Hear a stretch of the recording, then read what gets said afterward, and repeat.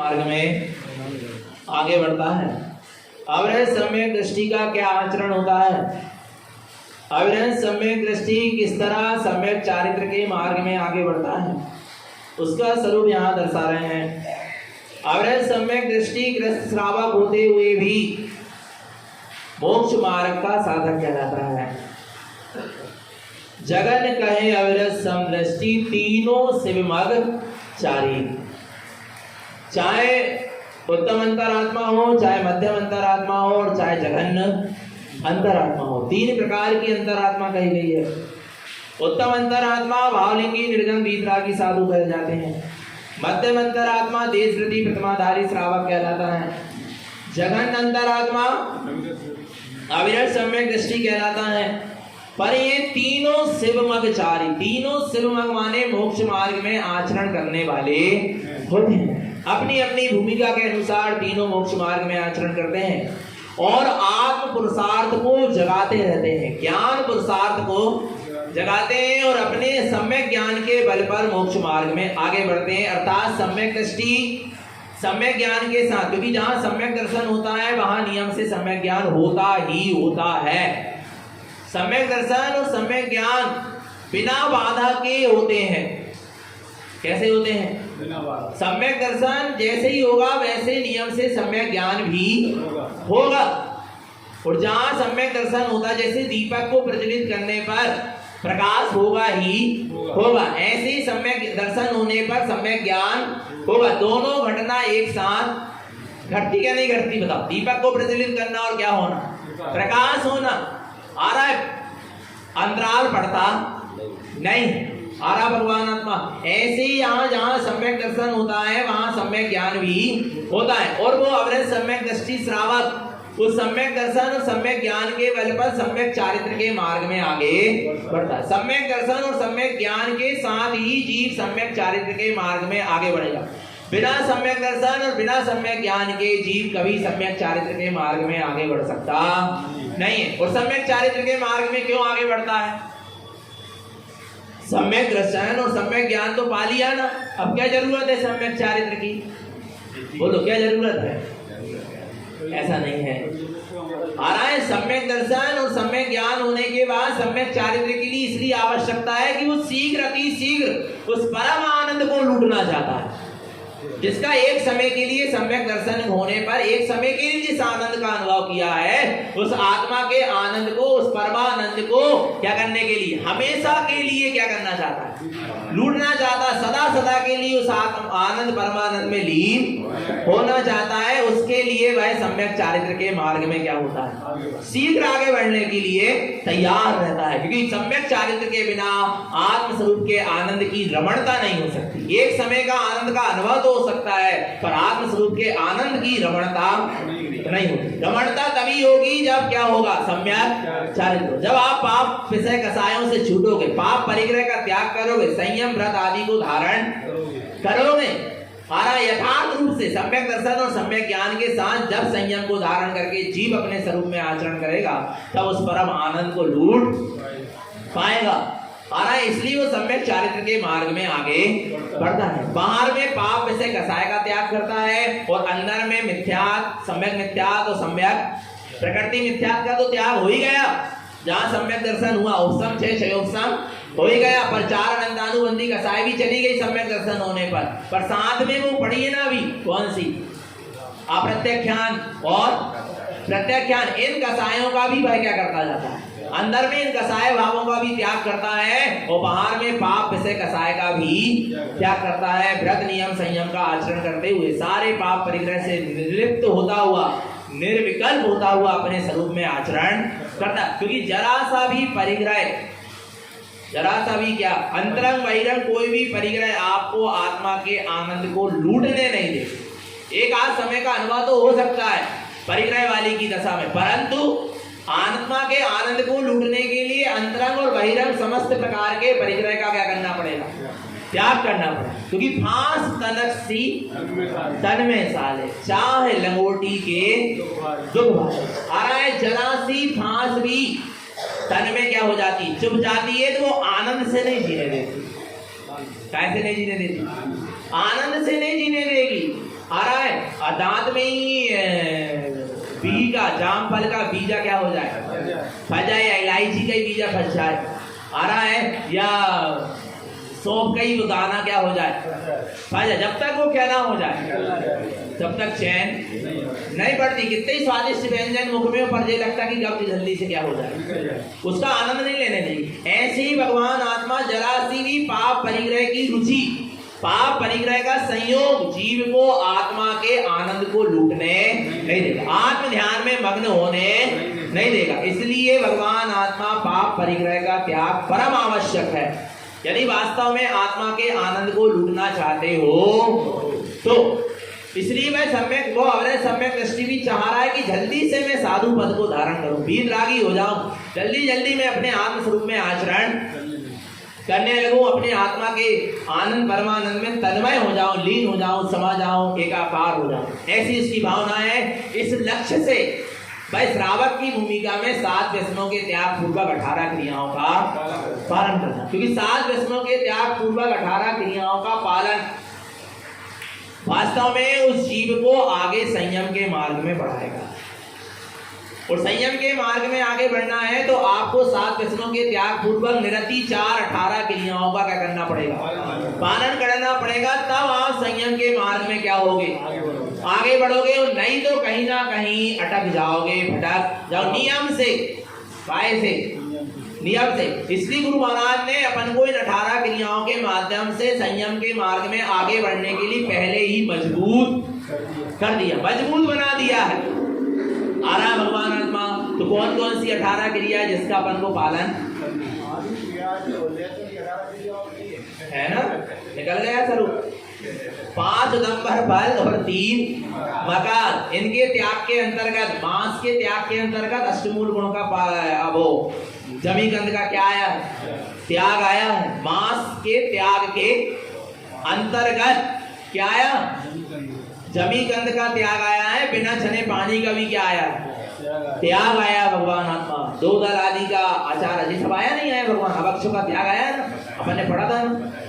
हाँ, तो भगवान आत्मा 18 क्रियाएं अपनी क्या होना चाहिए, मजबूत हो जाएंगी तो अपन संयम, जो भी संयम लेंगे, जो भी व्रत लेंगे, उसका निरति 4 क्या कर पाएंगे, पालन कर पाएंगे। तो गुरुदेव ने 7 व्यसनों के त्याग पूर्वक 18 क्रियाओं का विधान दिया। तो कौन कौन सी 18 क्रिया हैं, सम्यक अर्थात धर्म की श्रद्धा, अष्टमूल गुणों का पालन, 3 रत्नात्रय की साधना, 4 दान देना, रात्रि भोजन त्याग और पानी छानकर प्रयोग कर, पीना बस नहीं, क्या करना है, प्रयोग करना है।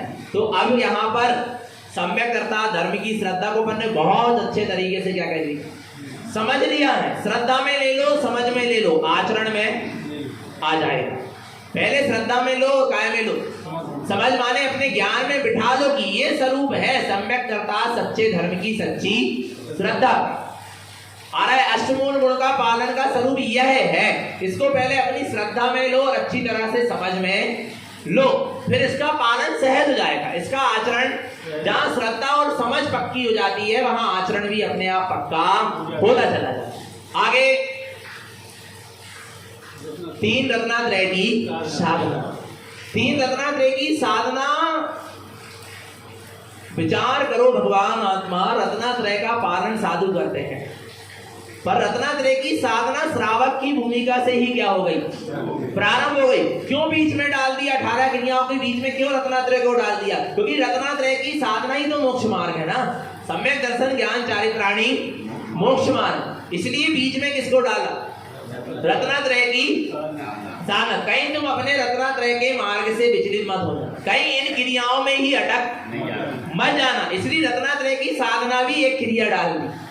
आरा भगवान आत्मा की भीतर में शुद्ध सम्यक दर्शन की साधना चल रही क्या नहीं, 25 मन दोषों से रहित शुद्ध सम्यक की आराधना हो रही क्या नहीं, सम्यक ज्ञान ज्ञान ज्ञान के लिए प्रयोजनी लग रहा क्या नहीं, तुम्हारे ज्ञान उपयोग ने ज्ञान स्वभाव का अवलंबन लिया क्या नहीं, आ रहा है। और ज्ञान में निरंतर शुद्धात्मा की सूरत बढ़ रही क्या नहीं, बढ़ रही। तुम्हारे ज्ञान नेत्र खुले क्या नहीं खुले, वेद विज्ञान अंदर में भीतर में चल रहा है क्या नहीं चल रहा। ये क्या करना है, ये सम्यक ज्ञान की साधना में परिपक्व किया।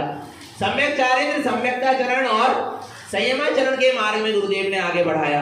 और इस तरह वह साधना करता है सम्यकता चरण की और संयमाचरण आचरण की गृहस्थ अवस्था में आ रहा, तब जाकर आगे जाकर वो यथार्थ संयम को धारण कर पाता है, यथार्थ संयम का पालन कर पाता है।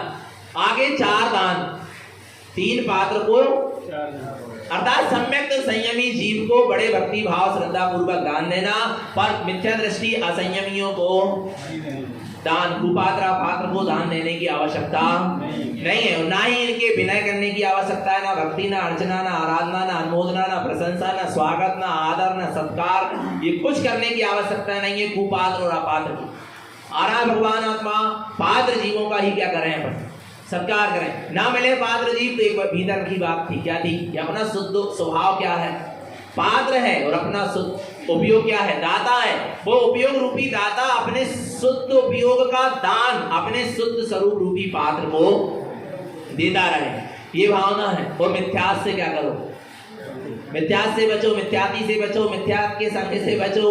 सारा है जिस देश में मिथ्यात हो रहा है उस देश का भी त्याग करना पड़े तो कर दो, उस कुटुंब का भी त्याग करना पड़े तो कर दो, पर मिथ्यात का सेवन मत करो, क्योंकि मिथ्यात परम दुख को देने वाला है और सम्यक्त परम सुख की खान है। सम्यक्त किसकी खान है, और परम सुख को, शाश्वत सुख को, अखंड सुख को, चैतन्य सुख को पाना चाहते हो तो आपको मिथ्यात का क्या करना पड़ेगा, त्याग करना पड़ेगा, तब सम्यक्त आपको प्रकट होगा और तब परम आनंद की अनुभूति होगी।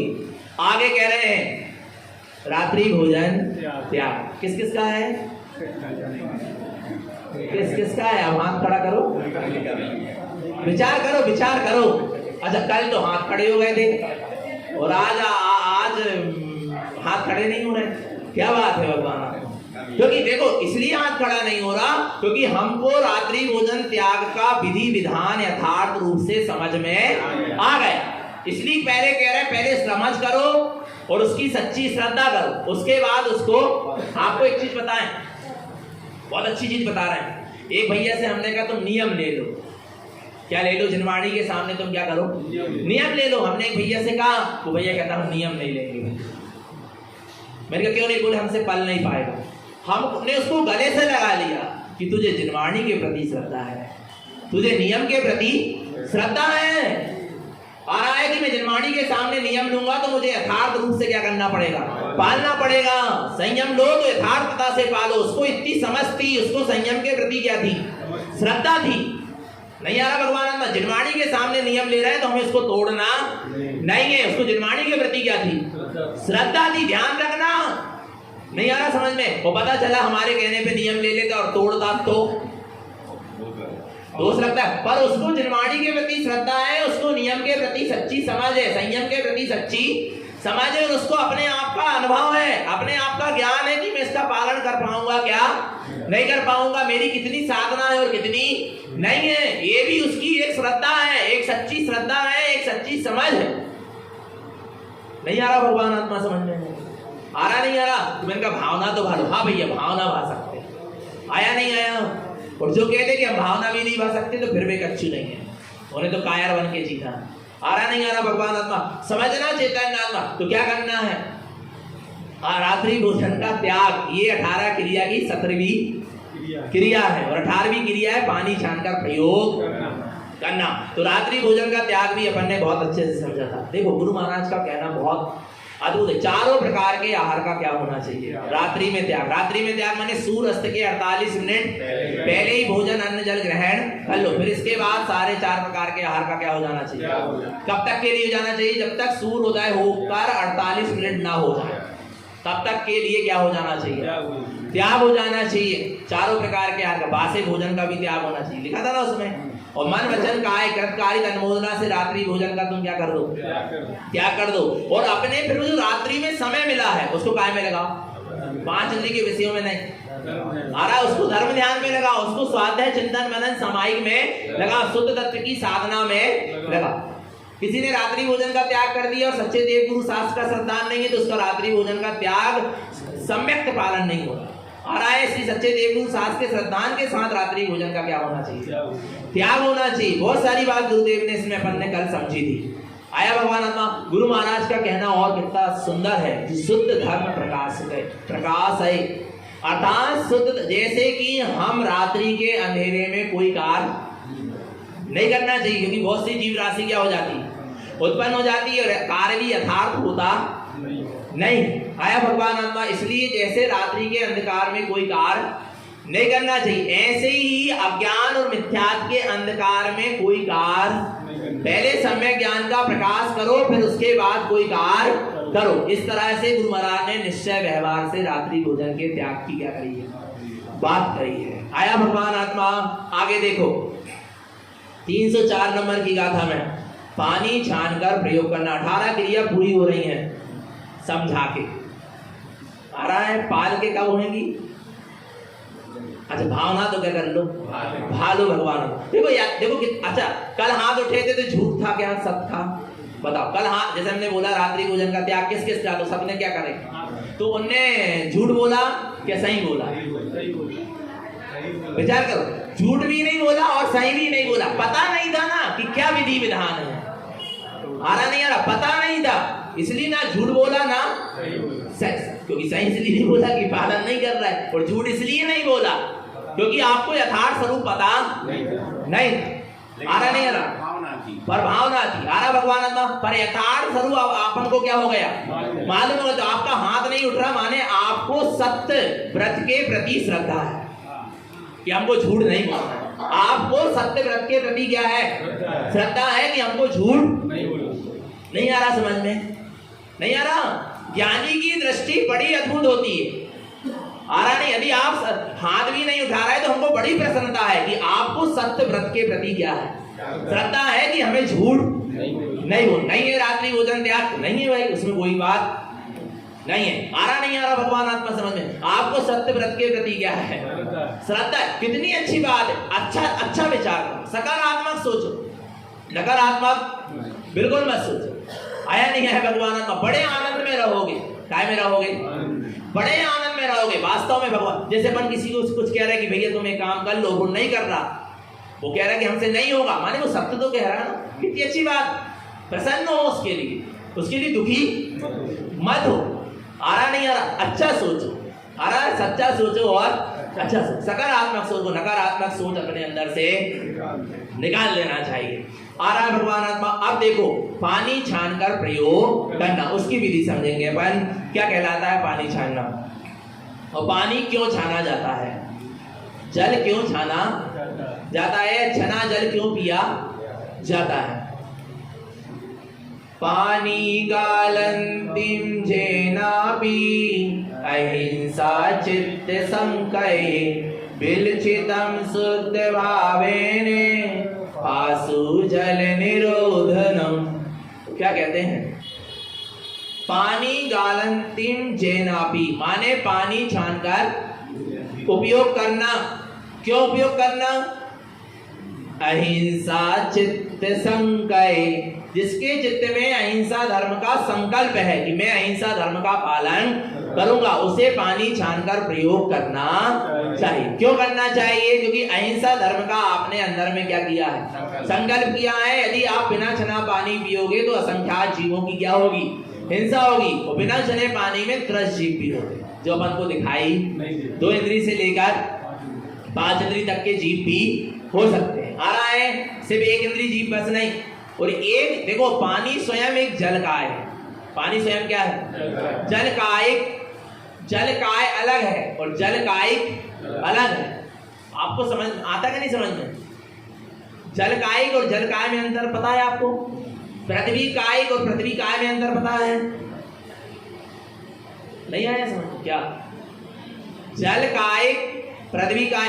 बोलो 5 स्थावर। जल काय, अग्नि काय, वायु काय, पृथ्वी काय, वनस्पति काय। जैसे जल काय या पृथ्वी काय ये जीव है, काय जीव है। और जल काय आपने पानी छाना विधि विधान से। पानी छानने के बाद उसमें जो त्रस्त जीव थे वो तो क्या हो गए? निकल गए। और आपने बहुत अच्छे से बिलछानी भी क्या कर दी? डाल दी। आ रहा है? तो उसमें जो पानी के आश्रित जो जीव थे, जल कायिक जीव के आश्रित जो जीव थे वे तो क्या हो गए? अलग हो गए। पर अभी भी एक जीव बचा है। कौन? जल कायिक। जल स्वयं एक जीव है ना, तो स्वयं वो क्या बचा है? एक जीव बचा। अब उस पानी को आपने फासू कर लिया, गरम कर लिया, सचित्त से अचित कर लिया। तो अब वो पानी जो है फासु पानी, छना हुआ, शुद्ध छना हुआ फासु पानी, वो क्या है? जल काय।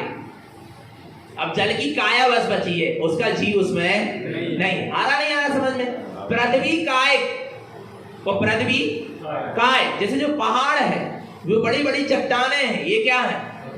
पृथ्वी काय। ये क्या है? पृथ्वी काय, क्योंकि इसमें क्या है? जीव राशि। और फिर इसकी गिट्टी बन गई, चूरी बन गई, तो वो क्या है? पृथ्वी काय। पृथ्वी की काया बस बची, अब उसमें जीव नहीं बचे। नहीं आ रहा समझ में? आया कि नहीं आया समझ में? जल कायिक और जल काय में अंतर समझ में आया। पृथ्वी कायिक और पृथ्वी काय में अंतर समझ में आ गया ना समझ में भगवान? ये समझना पड़ेगा आपको। आया? तो पानी में असंख्यात क्या होते हैं? जी, पानी स्वयं एक जीव है, एक इंद्रिय जीव है, जल कायिक नाम का जीव है, और उसके आश्रित फिर क्या रहते हैं? असंख्यात, एक इंद्रिय से लेकर पंचेंद्रिय तक के क्या रहते हैं? जीव रहते हैं। आ रहा है? और पानी की, बिना छने पानी की एक बूंद में वैज्ञानिकों ने बता दिया कि कितने 36,450, पर जिन आगम के अनुसार देखें तो बिना छने पानी में असंख्यात क्या होते हैं? जीव होते हैं। आया समझ में? तो इन जीवों की रक्षा के लिए, इन जीवों की हिंसा से बचने के लिए अपन पानी छान का प्रयोग करते हैं। इसलिए आरो बोले छना आ रहा है, तो वो बिलछानी कहाँ हो रही? मर गए उसमें। नहीं आ रहा भगवान? बिलछानी होना चाहिए। क्या होना चाहिए? बिलछानी होना चाहिए, जीवानी होना चाहिए। जो आपके छन्ने में जीव आ गए हैं, उसको यथास्थान पानी वाले स्थान में पहुंचाना चाहिए। तब तो आपने पानी क्या करा है? वास्तव में छना पिया है। नहीं तो आपने बिल्कुल पानी छान लिया पर बिलछानी नहीं करी, तो आपने बिना छना पानी ही पिया है। अभी आपने छना पानी पिया, क्योंकि जीवों की तो हिंसा हो गई ना। शरीर के स्वस्थ रहने के लिए अपन पानी छान के नहीं पीते। जो शरीर के प्रति स्वस्थ रहने के लिए छना पानी पी रहा है, आ रहा है, उसको पाप का बंध हो रहा है, क्योंकि शरीर के प्रति राग है, लोभ कसाय चल रही है, उससे पाप का बंध होगा। इसलिए पानी चाहिए, पियो छान के। तो गाय के लिए पियो? जीवों की रक्षा के लिए। शरीर भी स्वस्थ रहेगा और जीवों की भी रक्षा होगी, धर्म हो, पुण्य का यथार्थ बंध होगा। नहीं आ रहा भगवान? शरीर तो अपने आप स्वस्थ रहेगा। अपन ने क्या कहा? शरीर अपने आप क्या रहेगा, पर शरीर के स्वास्थ्य के लिए नहीं, काय के लिए? जीवों की रक्षा। इसलिए कहा है जो दूसरे जीवों की रक्षा करता है, उसकी रक्षा अपने आप हो जाती है। आपने जल काय के जीवों की रक्षा करी, शुद्ध छना हुआ फासु जल उपयोग कर रहे हो, आपने असंख्यात जीवों की रक्षा करी, पुण्य का बंध किया, आपको साता वेदनी कर्म का बंद हुआ। आ रहा है? आपको असाता नहीं आएगी, आपको रोग नहीं आएगी, सहज नहीं आएगी, क्योंकि आपने इतने सारे जीवों की क्या कर दी? रक्षा करी। साता वेदनी कर्म का बंद किया, पुण्य कर्म का बंद किया। आ रहा है? आपकी भी रक्षा अपने आप हो गई, और निरोगी काया रहेगी अपने आप। ये तो जैन सिद्धांत है।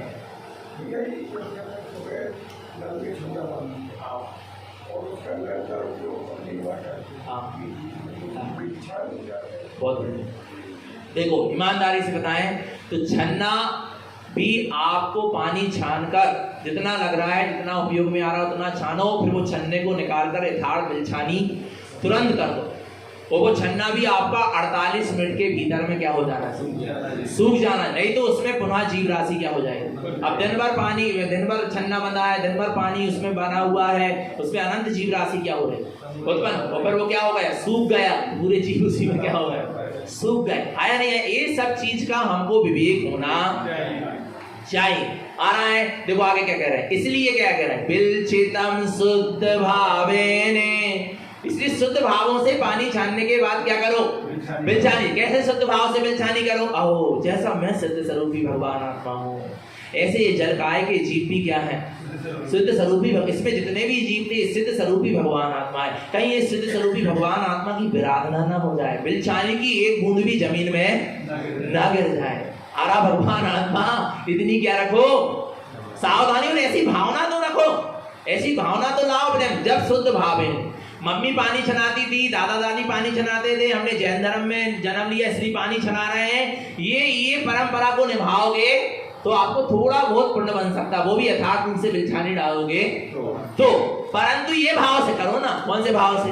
आओ, जैसे मैं सिद्ध स्वरूपी भगवान आत्मा हूँ, ऐसे जल काय में रहने वाले जीव भी सिद्ध स्वरूपी भगवान आत्मा। कहीं इनकी विराधना ना हो जाए, कहीं इनकी हिंसा ना हो जाए। आरा भगवान आत्मा, मैं इन सिद्ध स्वरूपी भगवान आत्मा की विराधना कर सकता नहीं। इस बिलचेतन शुद्ध भावेने, ऐसे शुद्ध भावों से क्या करो, बिलचानी करो। भासु जल निरोधनम, आरा इस तरह भासु जल का हमको उपयोग करना चाहिए। आया नहीं आया भगवान आत्मा, समझना इस चीज को।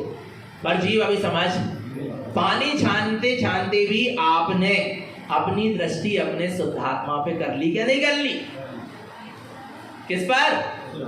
किस पर? किस पर? किस पर? किस पर? अपनी शुद्धात्मा पर कर ली क्या नहीं कर ली? आ रहा है। और जितने समय पानी क्या करना है, छाना। जैसे 48 मिनट के लिए पानी की मर्यादा कितनी है? मैं आपको उत्तर देता हूं, जो शंका चल रही है उसका। आरा भगवान आत्मा, इसमें निरोधनम शब्द लिखा है, फासु जल निरोधनम आया नहीं। आपने जितने समय के लिए क्या करा, पानी छाना है, पानी छाना, उसकी मर्यादा कितनी है? 48। और 48 मिनट के बाद आपको पुनः वो पानी क्या करना पड़ेगा, छाना। पर यदि कदाचित आपने पानी को छानने के बाद फासु कर लिया, क्या कर लिया? फासु कर लिया, उसको गर्म कर लिया, उसको इतना गर्म किया कि उसकी 6 घंटे की सनसनाटा गर्म कर लिया, 6 घंटे। और उसके बाद आपका 6 घंटा पूरा हो गया, उसके बाद भी पानी क्या हुआ, बचा, तो उस फासु जल निरोधन, उस फासु जल का फिर दोबारा उपयोग नहीं कर सकते। नहीं आ रहा भगवान आत्मा समझ?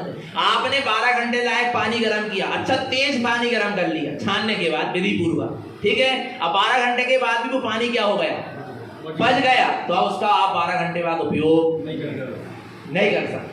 आ रहा नहीं तो आप फिर से नहीं छान सकते, फिर से उसका उपयोग कुछ है, उतना ही छानो, उतना ही फासु करो, उतना ही प्रासु करो, जितना आप उपयोग कर सकते। आपने 24 घंटे लाया, अच्छा उबलता खोलता पानी गर्म किया, तब वो 24 घंटे की क्या है, मर्यादा है। आ रहा है, पर छना हुआ, बिना छना नहीं आया भगवान आत्मा। आ रहा है, और वो पानी क्या हो गया, बच गया 24 घंटे के बाद, उसको आप पुनः छान कर उपयोग नहीं कर। अब क्या करें, तो अब क्या करें, वो आप जानो, अब हमसे क्या पूछ रहे है क्या नहीं भगवान आत्मा? आना नहीं आना समझ में, तो इतने ही पानी क्या करो, उपयोग करो कि अपन उसका उतने समय की मर्यादा तक उसका उपयोग कर सके। आया भगवान आत्मा। पर छना हुआ पानी 48 मिनट बाद यदि बिना छना होता है तो उसको पुनः अपन क्या कर सकते हैं। पर आपने उस छने हुए पानी में लौंग, इलायची या ऐसी कोई चीज डाल दी, हर वगैरह डाल दी, जिससे कि उसका स्पर्श रस गंध वर्ण क्या हो जाए, बदल जाए। छने हुए पानी में लौंग, सौंफ, काली मिर्च, अजवाइन या कुछ भी ऐसी चीज डालने से जिसका स्वाद, उससे जिसका उसका क्या हो जाए, स्पर्श रस गंध वर्ण क्या हो जाए, बदल जाए। ऐसे पानी की मर्यादा कितने घंटे की है, 6 घंटे की है। पर ध्यान रखना, ऐसा पानी भी 6 घंटे के बाद पुनः छान के उपयोग नहीं कर सकते। आया समझ में? 6 विधि विधान है। आया समझ में? आप देखो आगे देखो। हाँ, उसकी बिछानी देखो। अब आज पहले कुआं से पानी लाते थे, आ रहा है, उल्टे कड़े वाली बाल्टी भी होती थी, जिससे अपन यथार्थ बिलछानी कुएं में क्या कर देते थे। आज ऐसी व्यवस्था नहीं बन पा रही, तो आपका जो बिलछानी वाला पानी उसको इकट्ठा करो, और जो बहुत सारी टंकियां हैं या बहुत बड़ा सारा पानी जहां भरा वहां उसको क्या करो, बड़े श्रद्धा के साथ, बड़े दया परिणाम के साथ, बड़े करुणा परिणाम के साथ वो जीव राशि को फिर वहां डालो। क्योंकि देखो अब कर नहीं पा रहे हैं ऐसा विधि विधान, पर विधि तो यही है कि कुएं का पानी क्या करो, छानो, फिर उसी का पानी उसी की बिलछानी कुएं में यथार्थ रूप से उल्टे कड़े वाली बाल्टी से डालो। कई लोग को हमने देखा कुआं से पानी छाना और कुआं के ऊपर ही से बिलछानी, नीचे तक वह जीव गए, तब तक तो क्या हो गए। पर विचार करो, जैसे बाढ़ आती ना, खूब तेज बाढ़ आई तो अपन बह जाते कि नहीं बह जाते लोग, बाढ़ आ रहा नहीं। अब छोटे छोटे जीवों के लिए तो वही बाढ़ है भाई, बाढ़ कहलाई क्या नहीं कहलाई, एकदम से तेज पानी तुमने क्या कर दिया, डाल दिया, वो पूरे जीव के लिए तो वो बाढ़ सी आ गई। आया नहीं, इसलिए बड़े विवेक पूर्वक, बड़े सावधानी पूर्वक पानी छान का प्रयोग करना चाहिए। और देखो कितनी सुंदर बात कही गुरु महाराज ने, देखो अब आगे देखते हैं। जीव रक्षा सटकाय से संगे शुद्ध भावना, श्राविकम शुद्ध दृष्टि चा, जलम भासु प्रवर्तते, विवते नहीं लिखा, प्रवर्तते। क्या लिखा है? प्रवर्तते माने प्रयोग करो, छने पानी का उपयोग करो। आ रहा है, क्या कह रहे हैं, जीव रक्षा सटकाय से, सटकाय के जीवों की रक्षा का, संके शुद्ध भावना, जिसने अपने हृदय में शुद्ध भावना पूर्वक सटकाय के जीवों का की रक्षा का क्या करा है, संकल्प किया है। श्रावकम शुद्ध दृष्टि, वो कौन है, शुद्ध दृष्टि श्रावक है, सम्यक दृष्टि श्रावक है, जिसने सटकाय की जीवों की रक्षा का अपने हृदय में शुद्ध भाव पूर्वक संकल्प किया है। श्रावकम शुद्ध दृष्टि, वो कौन है, शुद्ध दृष्टि श्रावक है, सम्यक दृष्टि श्रावक है। क्या करेगा, जलम फासु प्रवर्तते, वो क्या करेगा, प्रासु जल का ही प्रयोग करेगा, शुद्ध छना हुआ जल ही प्रयोग करेगा। आगे देखो क्या कहते, अब तो ये बाहर की विधि हो गई, और बताना तो नहीं और कछु है, छन्ना कैसा होना चाहिए एक दिन बता दिया हमने, अच्छा मोटा होना चाहिए, सूती होना चाहिए, सूर्य की किरण आर पार ना हो, वो ऐसा छन्ना भी डबल दोहरा होना चाहिए कि जब अपन पानी छाने तो छन्ने में ऊपर ऊपर पानी क्या हो जाए, बचा रहे, तब तो आपकी क्या होगी, बिलछानी होगी, है क्या नहीं है। वो छन्ना भी 48 मिनट के भीतर सूख जाना चाहिए, और आजू बाजू से सिला हुआ नहीं होना चाहिए, ऐसा होना चाहिए। देखो सिला नहीं है ना, सिलना नहीं चाहिए, ये क्या नहीं होना चाहिए, जो सिली होगी ना आपकी, तो इसमें सूख 48 मिनट के अंदर भीतर सूख नहीं सकती, इसमें सूक्ष्म जीव क्या हो जाएंगे, उत्पन्न हो जाए। इसलिए त्यागी वृत्ति जो कपड़े पहनते उसको वो क्या नहीं करवाते, लुंगी वगैरह पहनते तो उसको वो क्या कहते हो, आजू बाजू तुरपाई करते, गोर करवा लेना, वो नहीं करवाते। आया नहीं है समझ, क्योंकि इसमें वो जल्दी नहीं सूख, 48 मिनट के भीतर आपके कपड़े क्या हो जाना चाहिए, सूख जाना चाहिए। आया भगवान आत्मा, समझना, ये सब विधि विधान है, आया ना। और पात्र कैसा होना चाहिए, सूखा, पानी छानने का जो पात्र है वो कैसा होना चाहिए, सूखा होना चाहिए। और सूखे पात्र को भी 2 बार अच्छे से क्या करो, छने पानी से धो लो, और यदि गीला पात्र है तो उसको पहले क्या करो, छने पानी से धो लो, और उसको पहले थोड़ा सुखा लो, आ रहा, उसके बाद उसमें क्या करो, फिर पानी छान। इसलिए कहते हैं कि 4-5 छन्ना रखो चौका में, आया नहीं आया, एक नहीं सूखा तो दूसरा तो उपयोग कर सकते कि नहीं, नहीं सूखा ना तो सुनो तो दूसरे से अपन उपयोग करो, और फिर जब उससे पानी छानो तो उसको 3-4 बार वो छन्ने में बार-बार पानी डालो, जिसमें उसकी वो जीव राशि जो क्या हो जाए, वो निकल जाए।